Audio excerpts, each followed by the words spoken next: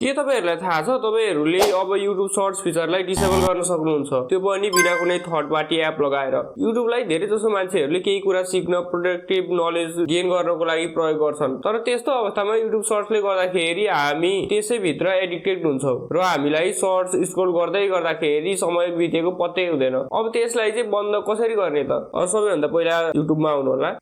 हामीले YouTube को मार्फत नै हामीले YouTube सर्चलाई चाहिँ डिसेबल गर्न सक्छौं सबैभन्दा पहिला YouTube मा आइसकेपछि तल यहाँ यु लेखेको चाहिँ अप्सन हुन्छ त्यसमा क्लिक गर्नु होला क्लिक गरेपछि सेटिङ मा आउनु होला सेटिङ मा तपाईले टाइम म्यानेजमेन्ट भनेर लेखेको देख्न सक्नुहुन्छ त्यसमा आउनु होला त्यहाँ आइसकेपछि अलिकति तल स्क्रोल गर्नुभयो भने सर्च फिड लिमिट भनेर लेखेको देख्न सक्नुहुन्छ तपाईहरुले अब यसलाई चाहिँ इनेबल गरिदिनु होला